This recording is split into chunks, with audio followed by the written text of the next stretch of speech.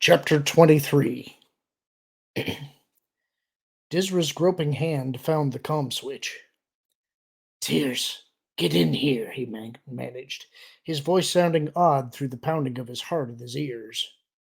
Now! He switched the comm to the guards outside. When did Pelion leave? He demanded. 5 or 6 minutes ago, Your Excellency, the voice came back. Which meant he would be out of the palace by now and headed for the spaceport, with the capital security forces who could have intercepted him dispersed uselessly around the city in their hunt for Solo and Calrissian. Dizra ground his teeth together, a vision of the grand scheme he'd worked so hard to create collapsing in front of his eyes. Everything was on those data cards. Everything. Encrypted, of course, but Apellion was able to decrypt them. And then another, even more awful thought jabbed up under his heart. Colonel Vermal, hidden away in a quiet little detention cell on Rimsey Station. It took nearly a minute to get the long-range comm keyed through the various relays to the Rimsey system. And when he did, across the room, the secret door opened and Tierce stepped into the office. We have them, he announced with grim satisfaction. Their ship's in docking bay 155. Pellion's got the data cards, Disra cut him off viciously. What? Tierce demanded, picking up his pace. The data cards, fool, Disra snarled. The vengeance scheme, our arrangements with Zothop's pirates, names and details of the industrial financial web I've been using, everything. Tierce hissed between his teeth, throwing a look at the empty drawer. Incredible, he said, almost as if talking to himself. He actually broke into your private records. I would never have thought him capable of doing that. It must have been Drafe's idea. We can get the details at the trial, Disra snapped. Forget whose idea it was. What are we going to do? What do we have to do? Tierce said with a shrug. They're encrypted, aren't they? By the time Pelion decrypts them. He already has, Disra cut him off. At least well enough. He knows Vermal's at Rimsey Station. Tierce's face hardened. How do you know? Because I just tried to get through to them, Disra gritted.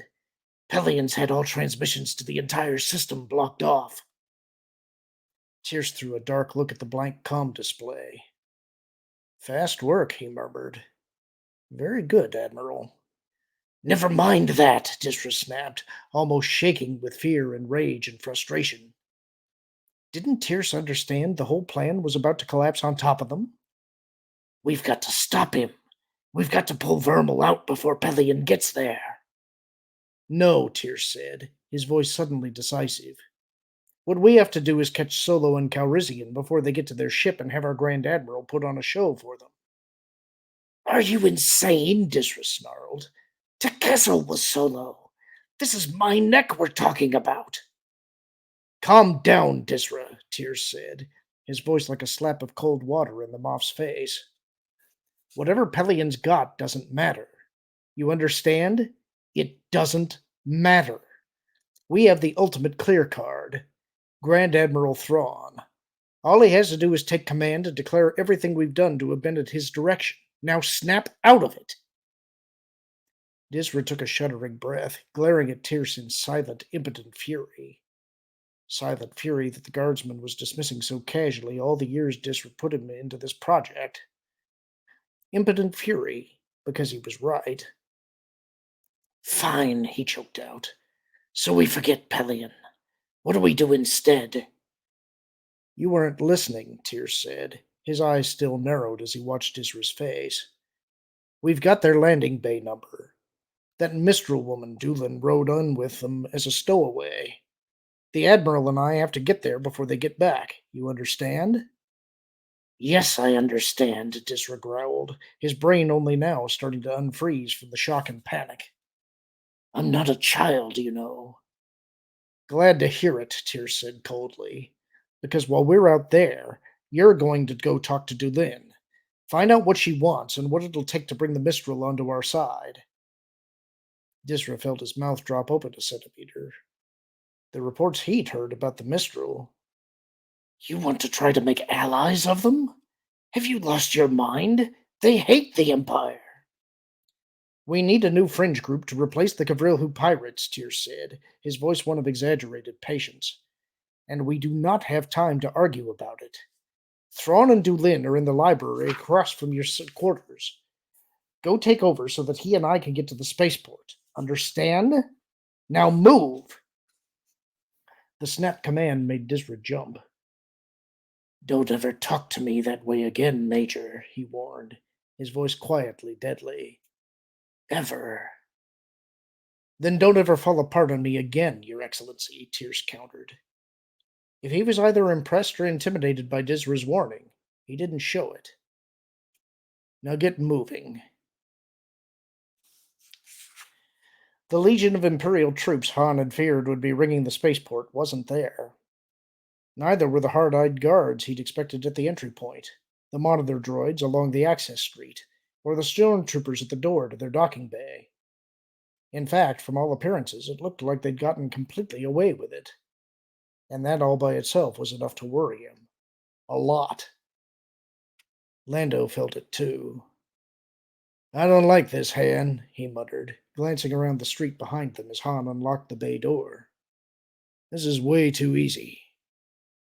Yeah, I know, Han agreed, taking one last look around as he took Lobot's arm and guided him through the doorway. Lando's on-the-fly change to his implant's programming over the past hour may have thrown the Imperials off the scent, but they'd also left Lobot rather dazed. If it came to a fight at the Lady Luck's ramp, he was going to be no help at all. The dark passageway through the docking bay's service and supply area was also deserted. Soon as we're aboard, you get the engines fired up, Han told Lando as they stepped out into the permacrete beneath the open sky. The Lady Luck was still there, looking just the way they'd left her. I'll handle the weapons. Maybe Mogid can get into that spaceport computer and get us a quick exit slot. That won't be necessary, a quiet voice came from behind them. Han spun around, yanking out his appropriated blaster. Behind them on the permacrete, it appeared the flickering full-sized hollow of a man with blue skin, wearing a white Imperial uniform. Lando made a strange sound in the back of his throat. It's him, he murmured. Han nodded, feeling numb. It was indeed.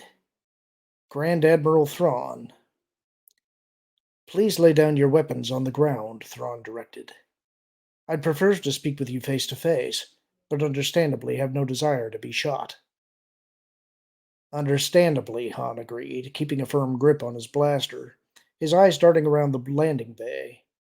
There must be some actual troops in here somewhere. The Hollow smiled. Come now, Captain Solo, he said soothingly. Surely you don't think you'll be able to simply blast your way out of Bastion as you have from so many other systems during your checkered career. Don't you wish to see your wife and children again?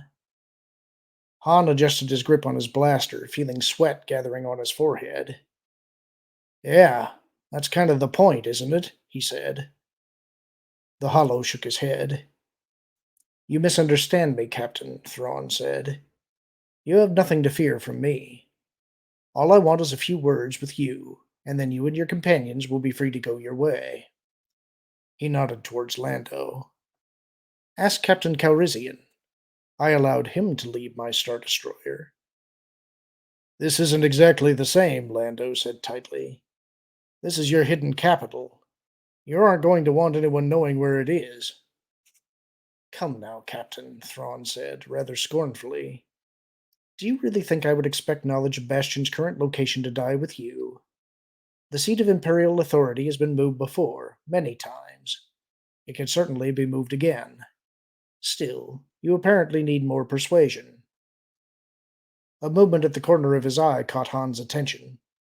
He looked up to see a row of stormtroopers lined up along the rim of the landing bay's storage area roof, blaster rifles trained on them. He sighed. They should have made a dash for the Lady Luck when the Hollow first appeared, instead of letting Thrawn stall them this way. Too late now. How'd you find us? He asked, setting the blaster's safety and laying the weapon on the ground in front of him. It wasn't difficult, the Hollow said, as Lando reluctantly followed suit with his slug thrower. I knew none of you had the slicing expertise needed to invade the special files. I suspected you were using a verpine for that, and so instructed my men to run a scan on those comm frequencies. Looking for an echo, Han said, nodding. I would have sworn we cut that up before you could get a fix. You misunderstand, Captain. I wasn't looking for an echo. Abruptly, the hollow vanished, and from around a stack of storage crates to their right, Thrawn himself appeared, his white uniform dazzlingly bright in the afternoon sunlight, but no more dazzling than the gleaming armor of the 6 stormtroopers flanking him in guard position. On second thought, Han decided, a mad dash for the Lady Luck wouldn't have been such a clever plan after all.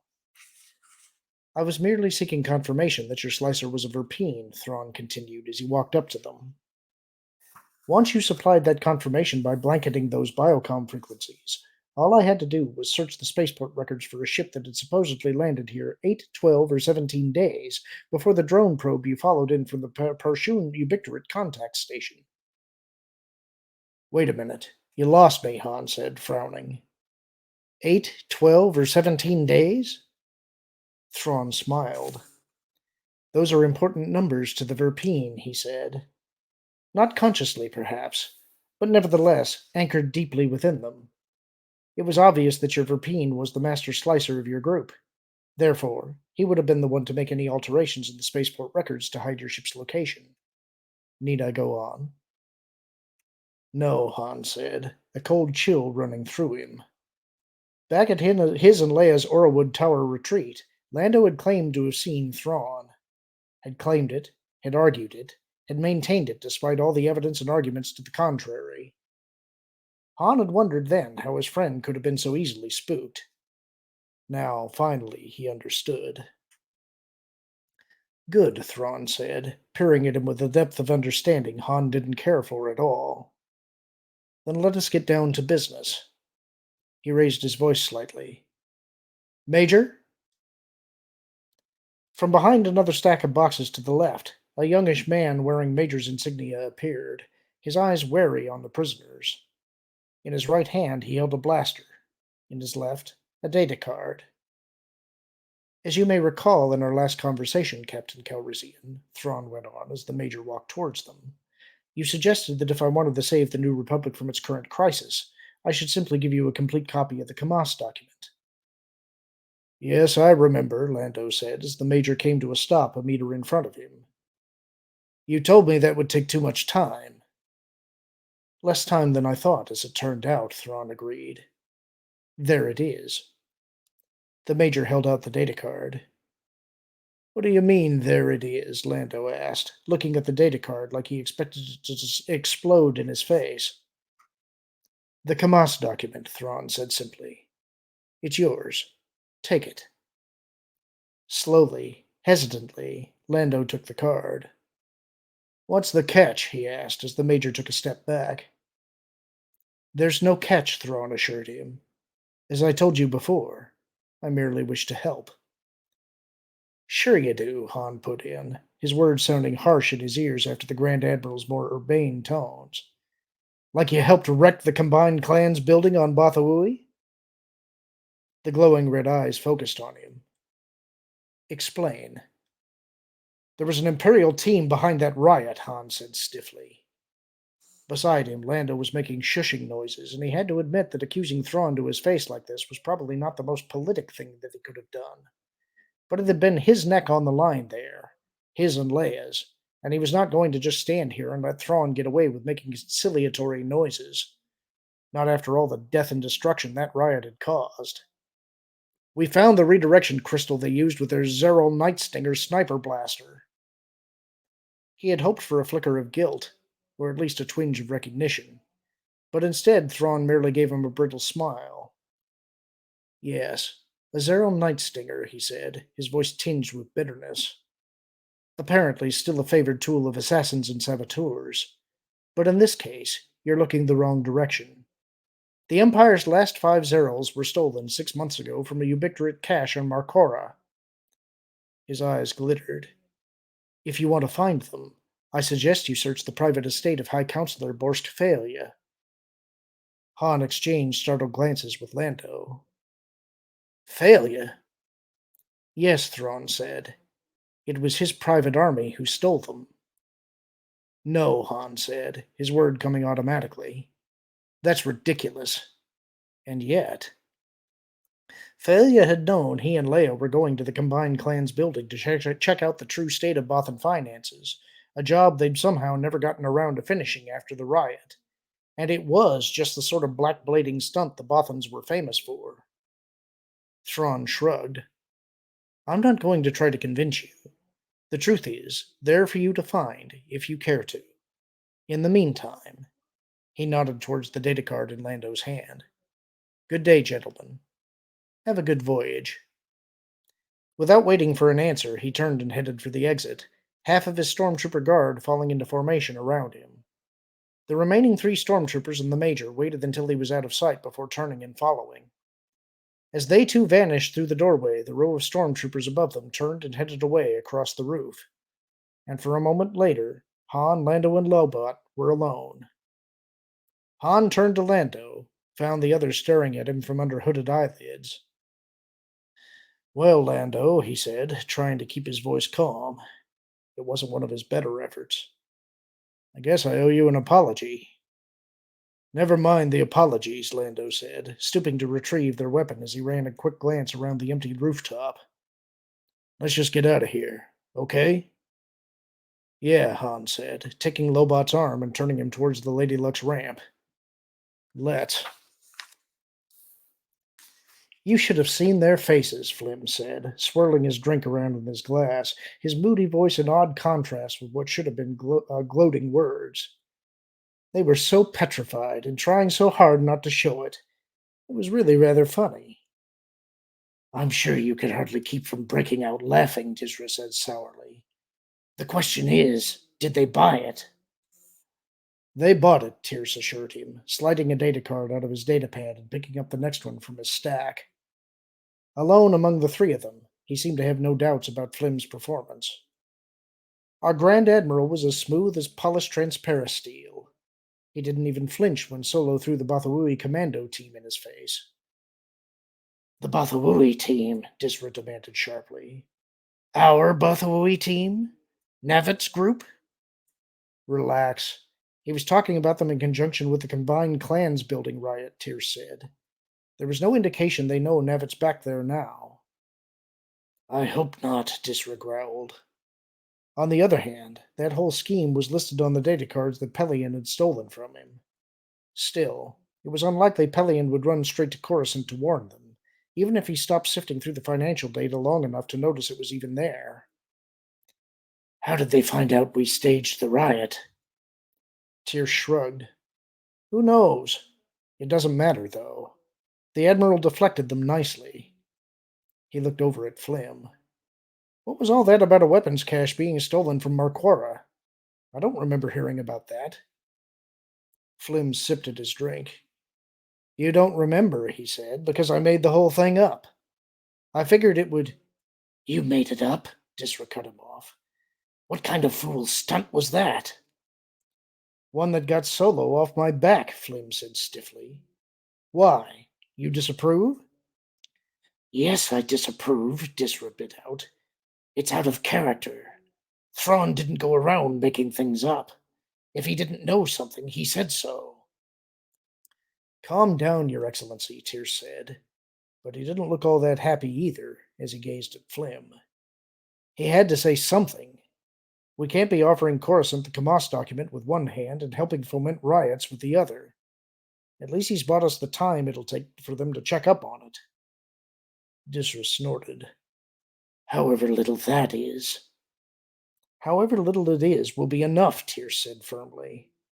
In 7 days, the New Republic's civil war is set to begin. At that point, no one's going to care about a few riots and a handful of Zero Night Stingers. He nodded back towards the secret door. And speaking of buying things, how did your talk with our guests go? Are we going to be able to buy their services? I don't know, Disra said, his mouth tightening briefly. Mistral don't work for Imperials. She must have told me that 15 times. On the other hand, she did agree to call one of their leaders to come talk to us, and there is something they very much want, but I wasn't quite able to get her to tell me what that is. What they want is revenge, Flim said soberly. Like everyone else these days. Revenge against whom? Disra asked.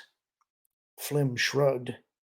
The story around the fringe is that their world was devastated in a war with person or persons unknown some number of decades ago. The money the Mistral earn hiring out their services still supposedly goes to support the survivors. What's the name of the world? Disra asked. I don't know, Flim said. They keep it very quiet, probably afraid whoever did it will come back and finish the job. She said something about revenge for Lorardian, Tierce mused. Could that be the system? I have no idea, Flim shrugged. I don't even know who or what Lorardian is. What do you mean you don't know? Disra said, frowning. You sounded like you knew all about it back there. I also sounded like I knew she was hiding behind the door the whole time, Flim countered patiently. The whole trick behind being a good con man is convincing the target you know more than you really do. Disra grimaced. Con man. Of course. I forgot. Don't go all high and nobly indignant on me, Disra, Flim warned, his face darkening. Your Kavirhu pirate raids on New Republic shipping were as much a con as this is. So is your precious little vengeance movement, for that matter, he added, shifting his glare to Tierce. A few Imperial agitators pretending to be a huge group of civilian malcontents. Not to mention this whole Thrawn charade. You don't like cons? Well, too bad. You're up to your necks in them, both of you. Not that you've got any choice. Not with the shape the Empire's in. He dropped his feet back onto the floor with a muffled thud and stood up. And I'll tell you something else, he added. If and when you ever get to the point where you've got all the military strength you want, you're still going to need me. He slapped at his chest. I'm the only one of this group who knows the fringe, who the pirates and mercs are, where to find a good bounty hunter on short notice. You want to hire more privateers, you'll have to come to me. I'm the one who could finger Dulin as a Mistral just by the way she fought. We're not arguing, Disra said, a little taken aback by the fire of the conman's tirade. So what are you trying to say? I'm saying that if and when this hand of Thrawn of yours shows up, you might not need my Thrawn masquerade anymore, Flim shot back. But you'll still need me. For a long moment the room was silent. Flim glared back and forth between the two of them, breathing a little heavily. Tierce broke the silence first. You finished? He asked mildly. Flim studied his face, and some of the stiffness seemed to leave his back. Yes, he muttered. This is going to stir the pot, Tierce, from Coruscant to the Outer Rim. Unless the Hand of Thrawn is living under a rock, there's no way he's going to miss this. I told you before that we could protect you from him, Tierce said. And we will.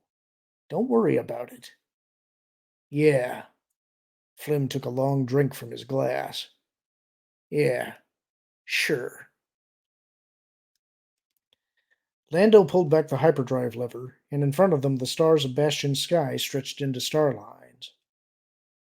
Well, he said.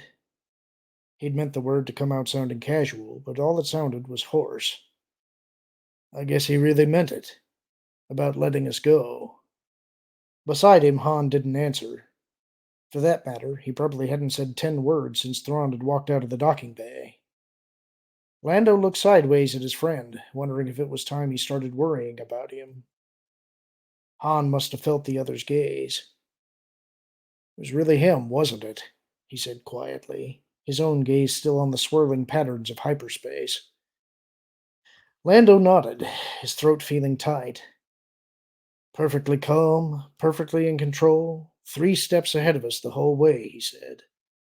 No one else but Thrawn. I wouldn't have believed it.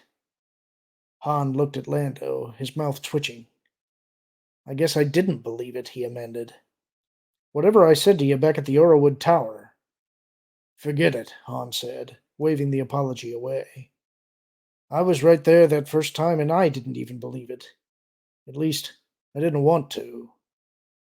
Han shook his head. We're in trouble, Lando, he said. From now on, we can't trust anything we see. Anything we see, anything we hear, anything we think we ought to do. Not with Thrawn back on the scene. I don't know, Lando said doubtfully. Thrawn or no Thrawn, the Empire is still down to 8 sectors. Maybe this is really all he's going for, hoping to confuse Coruscant so badly it just freezes up. Who knows, Han growled. Some heat started to seep into his voice. At least he didn't sound dazed and demoralized anymore. About time, Lando thought. That's what drives you so crazy about him. You try to do something, and odds are it's exactly what he wanted you to do. You stand still and you don't do anything, and he runs a smart rope around you. So what do you suppose he expects us to do with this? Lando asked, holding up the data card. I don't know what he expects, Han said, reaching over and taking it. But I'll tell you what we're going to do. First, we're going to read it and see if it gives those names everyone's so hot to get a hold of. Second, we're going to call Leia as soon as we're in range of the holonet and let her know we've got it. And third, he jerked a thumb over his shoulder, we're going to turn Mogid loose on the thing and have him check it 16 ways from center. See if he can find whatever surprises Thrawn has tucked away. Lando eyed the data card warily. You think there are surprises? It's Thrawn, Han said simply. Lando nodded. Right. Getting out of his seat, Han gave the instruments one final check. Come on. I don't trust this thing anywhere near the ship's computer, he said, heading for the cockpit door. Let's get a data pad and find out what it says. That's the end of the chapter. Hope you enjoyed it. Talk to you soon.